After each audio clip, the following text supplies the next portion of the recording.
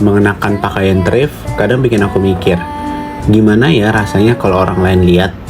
Karena kan ini pakaian bekas, tapi ya setidaknya aku nggak sendiri.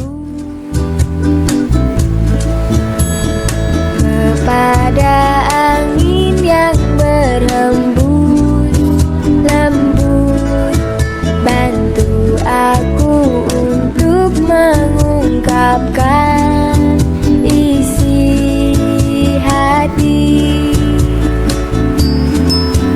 Tapi kini kau telah berlalu bersama ombak yang menuju ke samudra, menjauh dan tak. Ada banyak cara untuk memenuhi keinginan diri di Jakarta. Sebagian orang datang ke Blok M dengan suasana yang selalu hidup.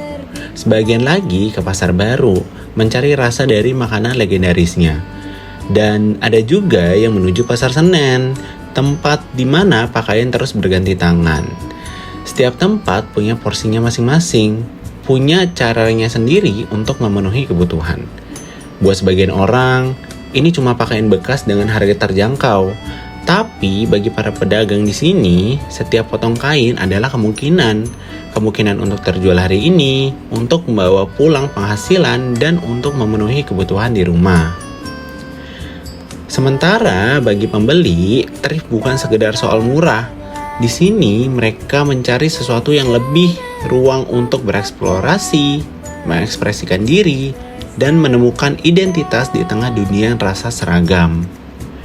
Pasar Senen bukan cuma tempat transaksi, ia adalah titik temu antara kebutuhan ekonomi dan pencarian gaya hidup. Experience-nya tetap mantap, pokoknya Pasar Senen bagus ya, ternyata bagus, lengkap. Dalam beberapa tahun terakhir, thrift mengalami lonjakan popularitas yang cukup signifikan. Media sosial dipenuhi video berburu pakaian bekas, tips memilih brand vintage, hingga transformasi outfit dari yang sederhana jadi lebih estetik.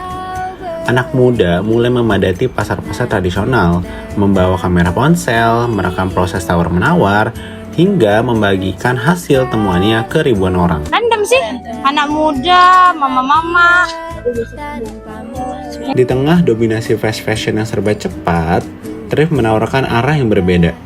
Ia memperpanjang umur pakaian, memperlambat laju konsumsi, dan memberi makna baru pada barang lama. Alasan aku untuk masih tetap untuk melakukan thrifting itu adalah yang pertama tentunya harganya terjangkau untuk aku yang masih pelajar ya teman-teman ya. Jadi karena uang jajan terbatas juga ya gitu dari orang tua, jadi salah satunya itu ya harga pakaian yang terjangkau dan kualitasnya tentunya itu kita harus pintar-pintar juga ya teman-teman ketika melakukan thrifting, yang dimana kita harus bersabar untuk nyari kondisi dari pakaian kita mau itu masih bagus dan masih layak pakai juga, seperti itu. Tapi di balik tren ini muncul pertanyaan yang lebih dalam. Apakah thrift hanya gelombang sesaat yang digerakkan oleh algoritma? Atau justru ini adalah tanda perubahan cara berpikir generasi muda tentang konsumsi dan tentang keberlanjutan? Setiap bol pakaian yang datang adalah sebuah ketidakpastian. Pedagang tidak tahu pasti isi di dalamnya sebelum dibuka. Mereka hanya mengandalkan pengalaman dan instingnya saja. Saat bol dibuka, pakaian diperiksa satu persatu dan dilihat kondisi, jahitan, dan kelayakannya. Ada yang langsung menarik karena mereknya terkenal, ada juga yang biasa saja tapi tetap bisa dijual murah, dan ada juga yang rusak dan harus disisihkan. Proses ini cukup melelahkan dan butuh ketelitian.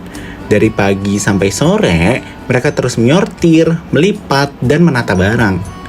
Bagi pedagang, thrift bukan gaya hidup, tapi sumber penghasilan utama mereka. Itu bosnya yang tahu. Kalau biasanya ya memang beli perbal ya. Pendapatan mereka tidak selalu stabil. Kadang ramai, terutama saat akhir pekan atau awal bulan, tapi kadang juga sepi. Resiko rugi selalu ada, apalagi kalau isi bol tidak sesuai harapan. Meski begitu, mereka tetap bertahan. Karena di balik lapak kecil itu ada kebutuhan keluarga yang harus dipenuhi.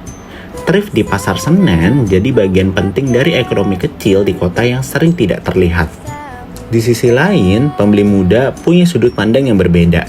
Mereka datang dengan semangat mencari barang unik, menyusuri gantungan, mengecek label, dan membayangkan mix and match. Ada kepuasan saat menemukan barang bagus dengan harga murah. Ada juga rasa bangga saat memakai pakaian yang tidak pasaran. Thrift memberikan kebebasan untuk tampil beda tanpa harus mahal. Melihat dari Gen Z sekarang itu justru lebih senang untuk melakukan thrifting. Gitu, karena apalagi untuk teman-teman yang dengan outfit skena ya ataupun yang lain-lain yang suka hebring dengan aksesorisnya, itu biasanya mereka beli aksesoris ataupun pakaian itu dari thrifting. Gitu. Selain dari harga yang terjangkau, kualitasnya juga mereka bisa melihatnya sendiri. Lebih jauh lagi, thrift sudah jadi bagian dari budaya. Istilah seperti thrift haul, vintage finds, dan mix and match sering muncul di sosial media. Platform digital membuat thrift terlihat lebih menarik dan relevan. Pasar yang dulu dianggap biasa saja, kini jadi tempat yang estetik di depan kamera. Lorong sempit dan tumpukan pakaian justru jadi daya tarik visual. Disinilah budaya populer dan ekonomi lokal bertemu.